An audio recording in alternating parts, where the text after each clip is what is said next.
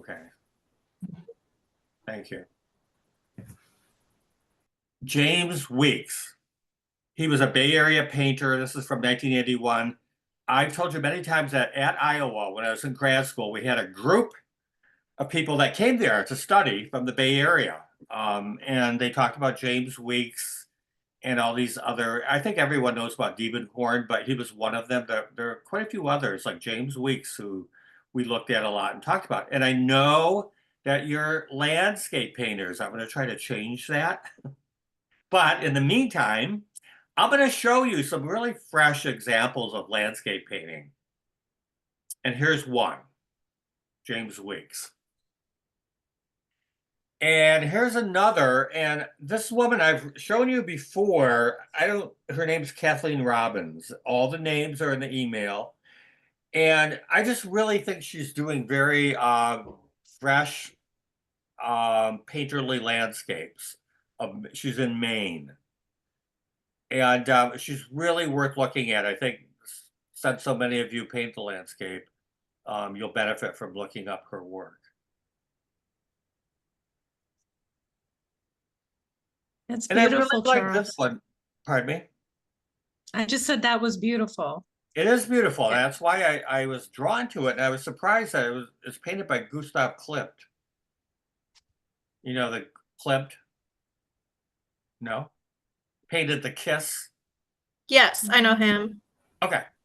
And I like to have a little bit of interaction so I know something's Totally fair. okay. I think it's not only is it just simply beautiful, but it's a dramatic composition. He just focuses us on that great big reflection. We have a pond over there, right? Where you'll see this every day, unless it's really windy and you don't get the reflection, but easy for us to go out there and do that. And this is the Courbet. I love Courbet. This is from 1864. It's called the source of the Lizon. So apparently it's a river in France. But we have rocks and tumbling water over there. Tomorrow in class, we're going to do a study of the water that's moving in the Paint Creek. So paint it, even if you're not in the class. Don't just, look at where the water's tumbling and crashing down. We don't have a dramatic waterfall, but we have an opportunity to paint moving water right here in our own park.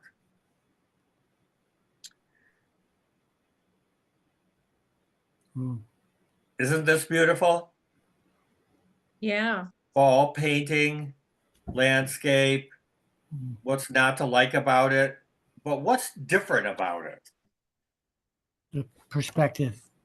Yeah, the point of view of the sloping land. Yeah. And we do have it's kind of hilly around here in Rochester, especially when you don't have a car and you have to walk everywhere, you become aware of that. So just trying to look at the world around you in a new way. This is, I don't even, the names are irrelevant. I've never heard of it. And I love discovering new artists. But this is another one I've never heard of, a Russian painter again. Boats on calm water. It's just simply beautiful.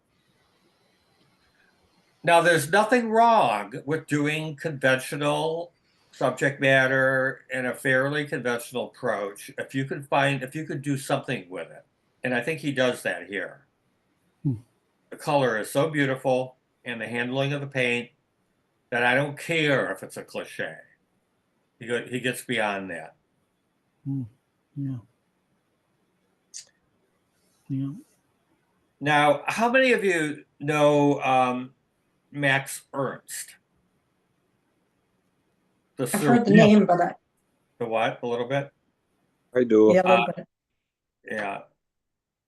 Yeah, well, I found this painting. Actually, I found this, but so I could show you the next one. But this is called The Entire City by Max Ernst from 1934. He was a surrealist painter, very important and influential. But I went back and got this because I saw this painting that I loved by this guy named Peter Thompson after the Max Ernst painting that I just showed you. Now, I just think this is a beautiful, just incredibly beautiful painting, Nocturne. And I'm going to try to inspire my students coming up, especially on Thursday or any of you, to do a version of a great painting that you love. Hmm. That's what this guy did here. Now, it might not look like it, but you can kind of get the sense of it in the way that it has all the small windows and the moon. But that's what artists did in the past. They did studies or interpretations of great paintings. Now, this guy always got a lot of attention when I was at Iowa. William Bailey, who was the head of the Yale painting department for a long, long time. And he, people loved him, people hated him. I grew to like him. He's probably more known for his silver point drawings. I talked to him once at Iowa. We had a Morandi show in Des Moines. So we went to it and Bailey was there. I talked to him in the gallery. A very nice guy. Big Baltus influence in his figure paintings. Mm-hmm. And that Northern Italian kind of Tuscany. I was hoping Karen Stoppel would be here. She just, went to Italy, but the Italianate feeling of the landscape and the architecture. So you can do this. You can find periods of architecture that you like and bring that architecture into your paintings with a landscape, with a figure, or just the building itself. It wouldn't take a lot, huh? I would guess this to be one of your figures. Thanks. Yeah. Well, I was influenced more by Baltus, but that leads you to Bailey. Yeah.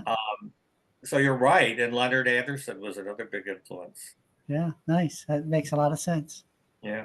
It's nice to see the connection. Yeah. Well, I guess it seems like a long time ago now, but It was. But it started definitely in grad school for Nice. me. And one of my all-time favorites that I keep talking about is Bonnard. Ooh.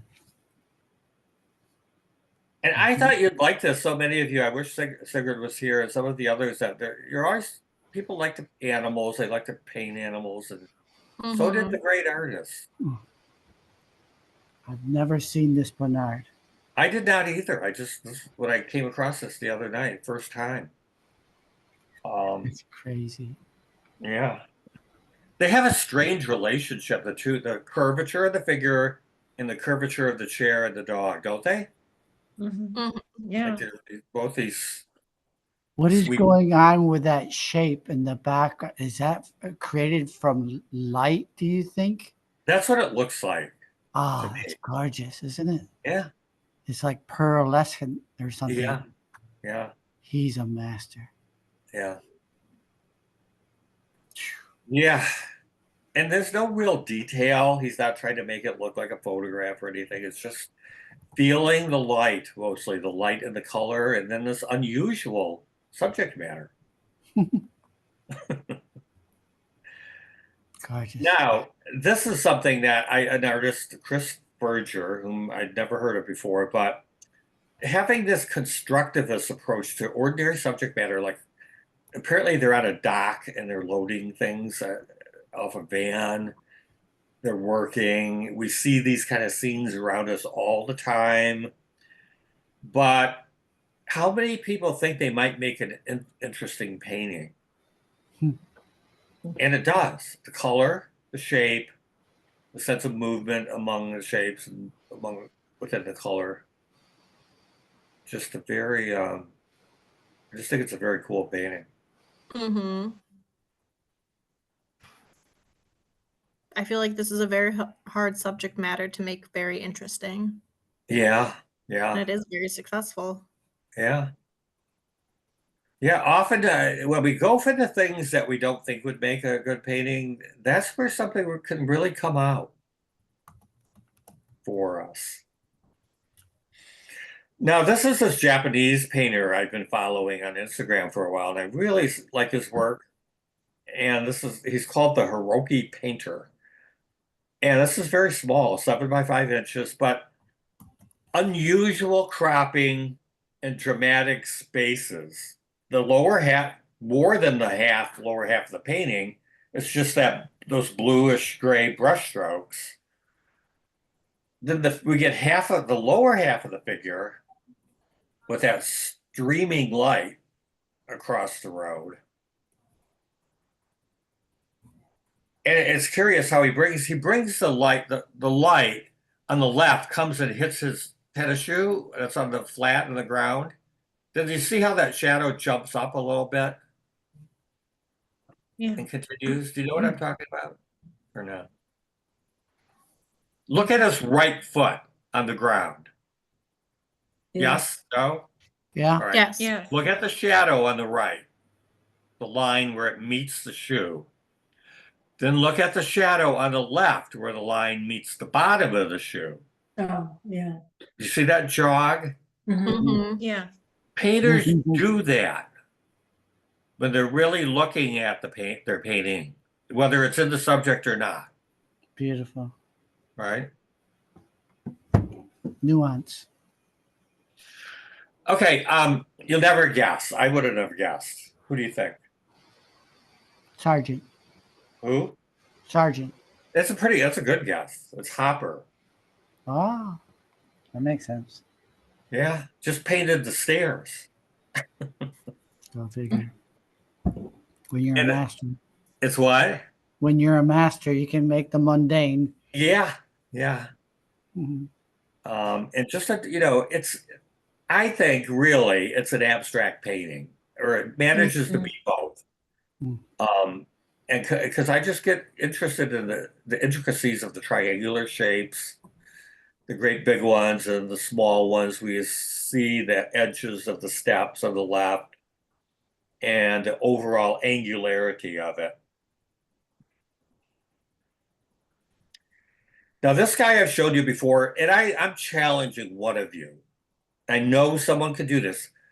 Paint, and I know that Nancy Hirsch is doing, and Jan Lekich is doing the paint a room a week or something like that.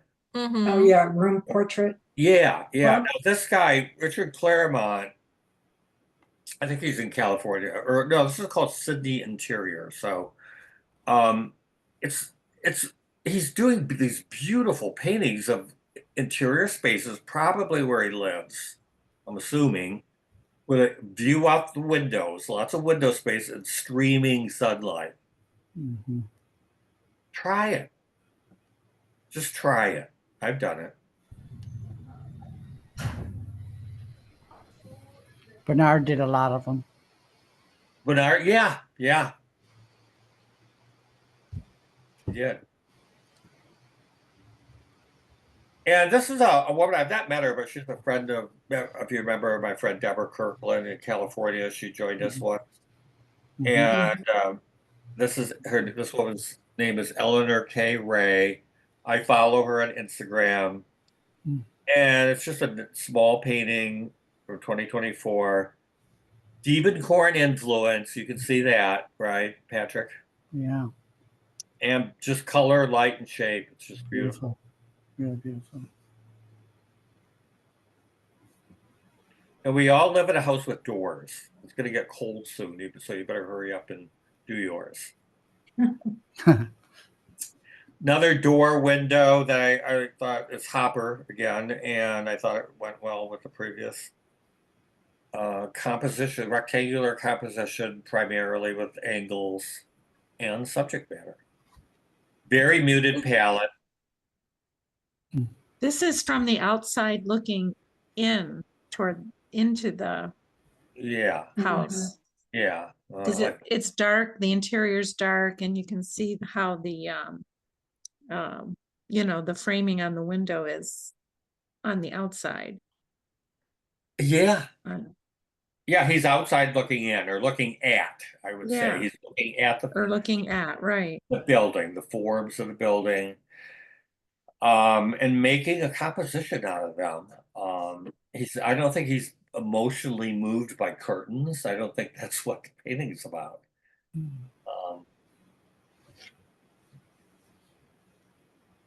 Another one fitting in with our theme there of constructing rectangular compositions with color and just the subject matter in a room. Who is this? This is someone named Zach Rose Group, someone I follow on Instagram, Dark Studio Corner. The studio, there's a long tradition of artists just painting their studio. Mhm. The canvases on the wall, the simple, usually very simple architecture, and look what you can do with it. How big is Excuse me, Charles. Do you share the list of artist names with this programming that you're doing? I put them in the email that I send you. Oh, they are. Okay, thank you. Yeah, they're all there. Perfect. Thank you. Um, Very interesting. so this one's Zach Rosebrew. Nice. And I just love this kind of painting. I've done a fair amount of it, not in a long time, but in the past, painting my studio space. Mhm. Here's another one. This one, believe it or not, I never would have guessed. This is Banton Latour. Hmm. Mm. You all know I've talked since after you're done with your landscape, many of you like to paint flowers, right? And I know I make fun of that sometimes, but Banton Latour, I've told you, is the great flower painter. Hmm. There's a great one at the U of M Museum of Art. Mm. I'm just floored every time I look at his flower paintings. But here he painted the corner of his studio. It's just color, light, and shape. This is someone named, who is this guy? It's that Peter Thompson again, who did the earlier nighttime painting. Mm. Beautiful. It's pretty cool. Just a real dark, I don't know what to say about it, but look at that tablecloth. It has a very nostalgic feel too. Like it feels like it was a photograph. It's so grainy. Yeah. Yeah, I don't know how accurate the slide is. I did adjust it a little bit, but I'm sure it's just he captures something with the bits at the table. So rich. This is I don't know how Patrick feels about this, but Thomas Hart Benton. He's considered a great early American painter, and he gets overlooked a lot. Maybe I have a hard time really warming up to him. How about you, Patrick Benton? Yeah, never. It's just personal. Not for me, but he's good for sure. He's good, yeah. Midwestern. That's the problem. He's from the Midwest. No, he's a regional painter. He was. Yeah. This was from 1960. Wow. Yeah, I'm not. I align more with Bernard and the others. Yeah, the Subject. European painting. Yeah. The feel, the emotion, the whole painting. The result of it all. What the whole intent is.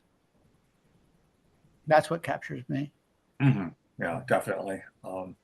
But here we have a regional American painter painting the rural life around him. That's what he did. Very authentic in that sense. And you all, I don't know, you probably know, either you have played an instrument and have one, you could have someone pose with it. We don't know if these guys actually played music or not, but it is for Benton. I find this a very interesting painting. Mm-hmm. Now, this is someone I've heard of, but don't know his work very well. Alex Colville, 1999. Nice. I just think it's really cool. It just there's a humor about it. And dogs and cats are so funny. And just for you animal painters, there's just so much to explore there, really. Oh, it's fun. And what? It's funny because you look at the dog acting like on guard there, and they have a Brinks security truck right behind them. Yeah, yeah. Sometimes the animals have more personalities than their human counterparts. Hmm. Mhm. And just look at the boldness of the composition, just the arc of the roof of the car, Mhm. how it just contains everything. So Patrick, this when you held up your painting, this is what I thought of. This is Joe Brainerd. Gouache on paper. People are really into gouache now. So, and I think it's very graphic, but a very fresh approach to painting flowers, even with a big black face. It seems to just come alive. 1968.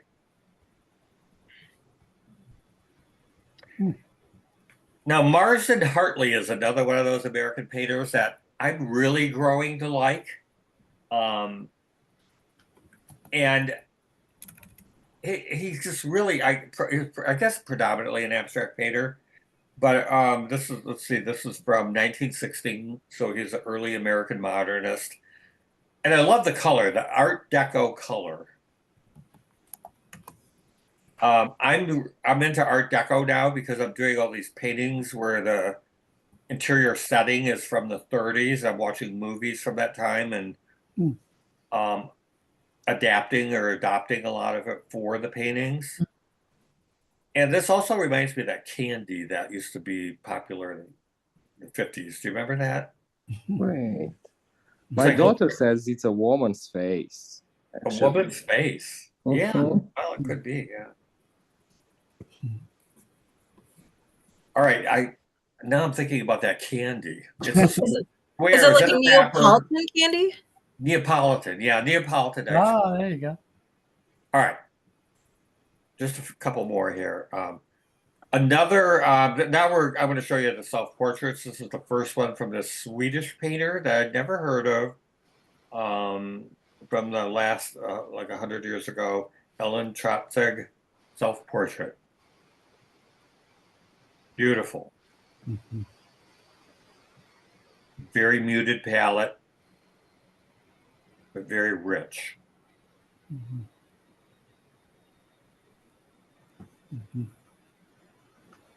And this is the, of all people, Giacometti self-portrait, 1921. Wow. That's so cool. Yeah. Wow. Mostly known for his sculpture. I think Right. you'd agree, but beautiful. He's a really good painter. Yeah, I never knew that. Very much in the style of Cézanne. Yeah, you can see Yeah. that, definitely. Yeah, same time period.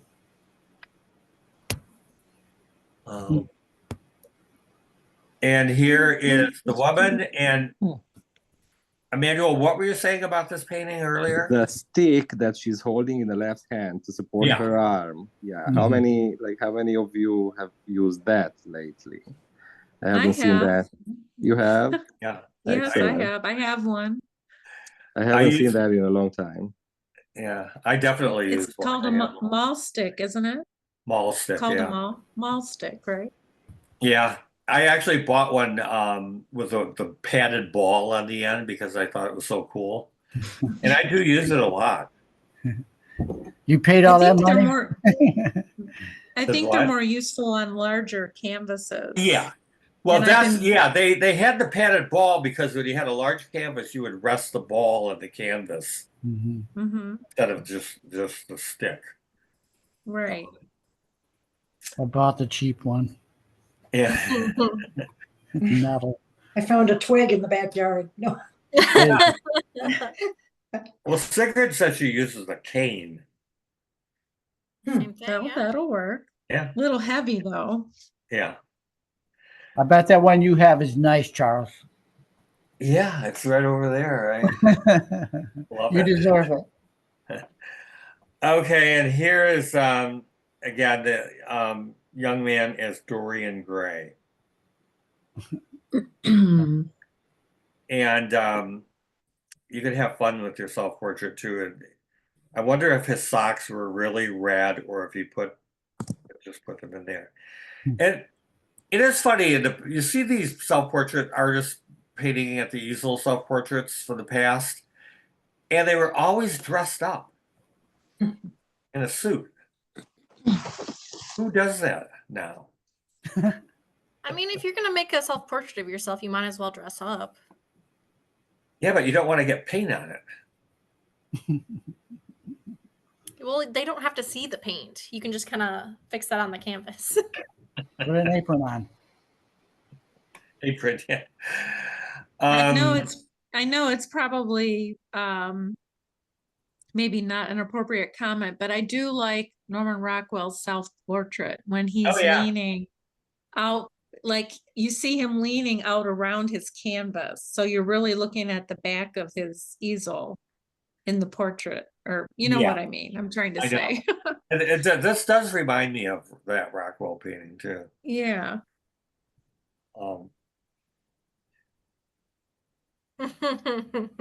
Okay. I'm done.